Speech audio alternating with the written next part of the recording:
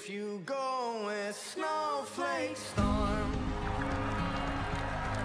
when the rivers freeze and summer ends. For anyone who's gonna hold your attention on stage, you have to kind of be a freak. You can be beautiful or you can be ugly, but you can't be plain. To keep her from the howling winds. When's the new album out? Soon. 200 people in that room, and each one wants me to be somebody else. And they should just let me be. Would you please welcome with me first Monica Barbaro, who plays Joan Baez. Hello, Monica. Please take a seat there. Also with us, Edward Norton as folk icon Pete Seeger. Timothée Chalamet, producer and starring as Bob Dylan. And the director, producer, and co-writer, James Mangold. Welcome. Welcome to all four of you. Thank you so much for being here with us today. Et en 2018, ma carrière se lançait et on m'a envoyé les matériels pour ce projet. J'ai regardé sur YouTube, même avant que j'ai écouté de la musique, les premières interviews avec Bob Dylan où il avait une attitude assez, je sais pas comment dire, confrontational. Oui, voilà, confrontationnel. Ouais, et un peu mystérieux, mais vraiment d'une manière qui n'était pas la façon de faire les interviews, même comme ça aujourd'hui. Genre la réponse aux façons Dylan que je t'aurais donnée, ça serait quelque chose de très bizarre, qui n'aurait aucun value à la conversation. Alors, c'était vraiment les interviews déjà, le personnage qui m'attirait. Après, bien sûr, c'était la musique.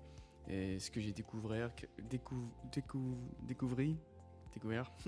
ce qu'il a représenté aux années 60, non seulement aux États-Unis, mais bien sûr aussi en France, au Japon, partout dans le monde.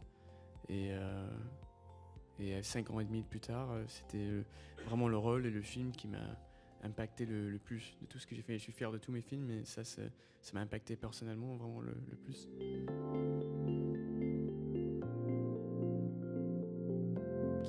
Each character has a completely different response to that and has a different relationship with Bob. And I think it's just so interesting that, you know, James Mangold's so brilliant and he, you know, doesn't force any particular opinion on his audience, but allows it to be your own personal experience with the film and with Bob. And so I just think that's really fascinating. I think that he means so many things to so many people, and it's always... The one thing you can count on is that, you know, there's kind of no consistency. And I think he's an artist that is, like, if anything, would be happy to embody that he doesn't tell you how to feel about something. And so I love that the movie reflects that, and I admire him for that.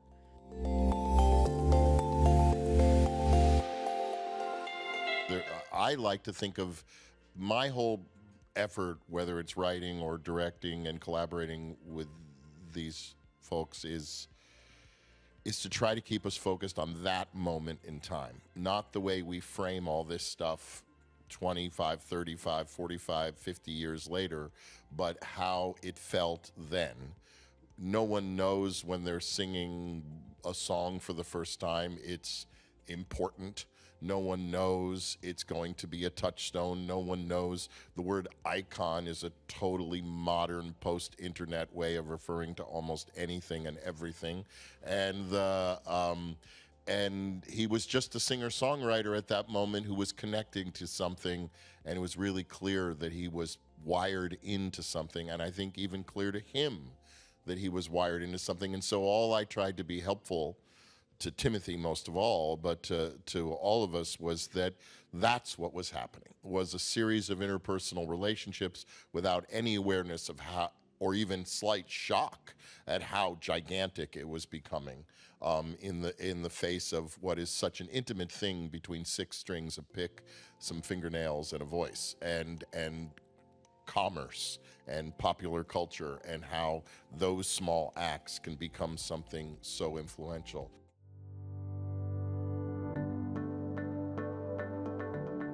Enigma, mystery, da-da-da. He was just a dude sitting with a cup of coffee at a table answering mundane questions about who called him Bob and who called him Bobby, and did you sit on your bed or your desk when you wrote, or what time of day?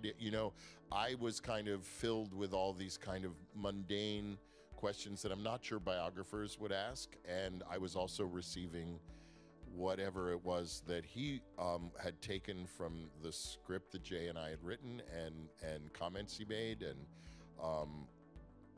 but there were things that I really drew from listening to him that were really helpful for me as a director. Again, in the idea that things are not always so aware of one's importance in the world when the decisions are happening, when the creativity is happening.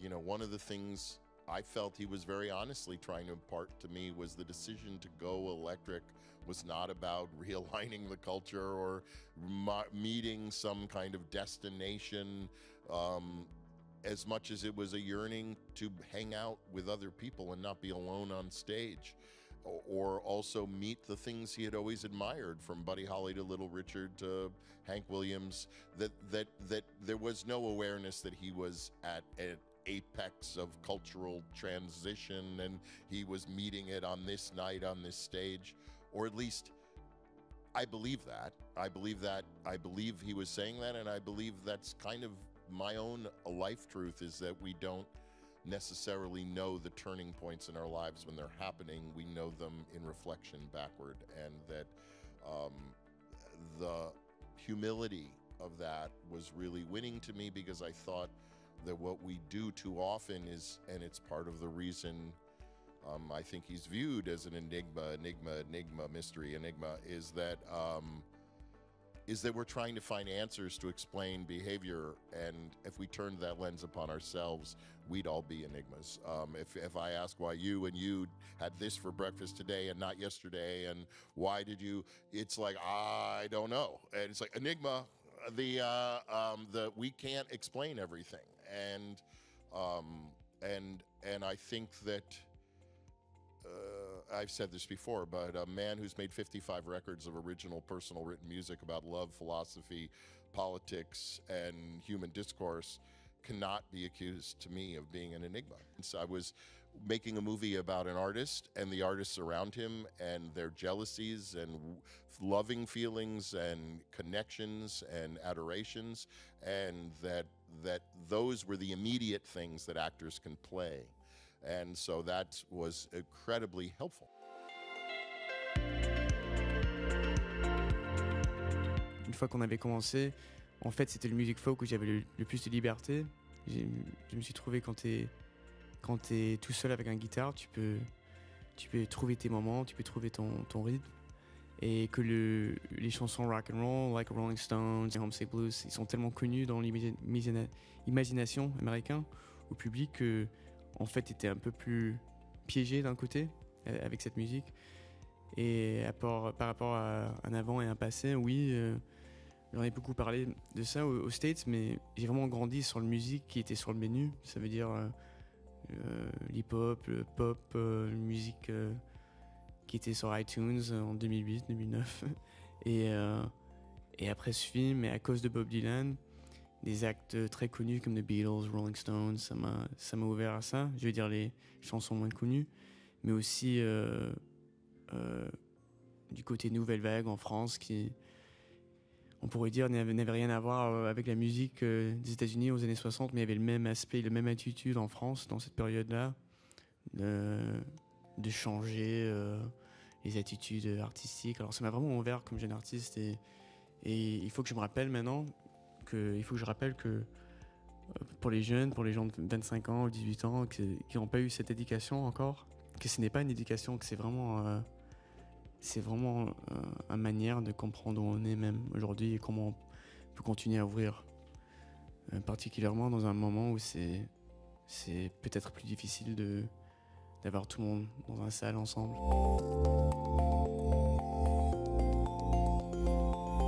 Yeah, I mean, I agree. It's the greatest gift of all time. I mean, you get to call a full day of work like sitting there learning guitar and singing just day in and day out for a period of months, and that I feel really lucky to have gotten the coaches and everything that I had for this.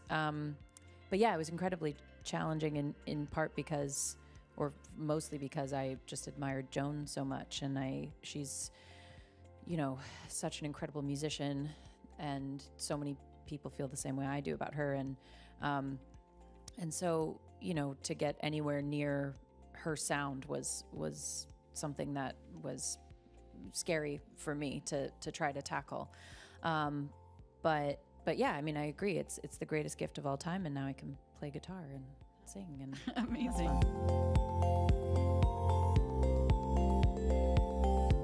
C'est vraiment la réponse sincère quand je dis j'ai une fierté pour nous tous là, et Elle Fanning qui n'est pas là parce qu'on s'est mis vraiment dans un monde des années 60, on s'est mis à fond. Ça veut dire que si on avait un bon budget pour faire ce film, si on a tout mis le temps de notre vie de se remettre à fond, on s'est mis à fond. On a complètement ignoré les façons de vivre pour moi avec des téléphones ou des trucs comme ça, to distract, à se mettre dans le monde des années 60. Et j'étais fier que Edward était vraiment le défendeur de Pete Seeger, qui dans sa tête c'était vraiment pas le film de Bob Dylan. Il dit ça comme complément. Et aussi pour Monica qui jouait Joan Baez, qui était vraiment de son côté le défendeur de Joan Baez. Et vraiment tout le monde avait cette mentalité. Et c'était un peur pour moi, un craint avant qu'on commence que genre ça devient un autre truc Hollywood, un peu genre le music biopic qui s'est fait plusieurs fois maintenant. Mais c'est un personnage, Bob Dylan, et je veux pas manquer du respect pour les autres personnages, même que Jim a fait avec Walk the Line. C'est difficile pour eux parce que quand je parle en français, ils n'ont aucune idée de ce que je dis là. I know, I'm trying to figure out how much to Ils sont translate. nuls là. Mais Bob Dylan, c'est vraiment un personnage qui he deserves ce respect. He deserves a cast et une attitude de se mettre à 150% dedans. Et on a fait ça et kudos à Mangold aussi encore parce que c'est vraiment pas seulement le film de Bob Dylan. Je trouve que c'est vraiment un film qui suit les années 60 à New York. Comme je disais avant, il y avait une nouvelle vague en France et aux États-Unis, c'était notre nouvelle vague. C'était ce moment musical. Non, j'ai jamais eu l'opportunité, j'aurais bien aimé, mais j'avais aussi un respect. Et comme on voit dans le film, c'est quelqu'un assez mystérieux. Alors j'ai bien compris que c'était peut-être pas évident que j'allais lui rencontrer. Alors j'aurais bien aimé, j'aimerais bien toujours. Mais aussi j'avais mon envie de lui rencontrer n'était pas aussi grand que mon respect. Et de comprendre que peut-être c'est pas quelqu'un qui se met à fond au public et qui fait des nouveaux amis à 83 ans.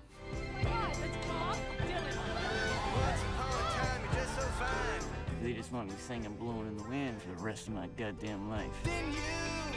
Well, this is gonna piss some people off. You came here with nothing but a guitar. You never talk about your family, your past. People make up their past, Sylvie. They remember what they want. They forget the rest. I want to know which side he's on. I'm not sure they want to hear what I want to play, Johnny. Merci beaucoup à vous tous. Merci, Bonne merci journée. tout le monde. Merci. Merci à tout le monde.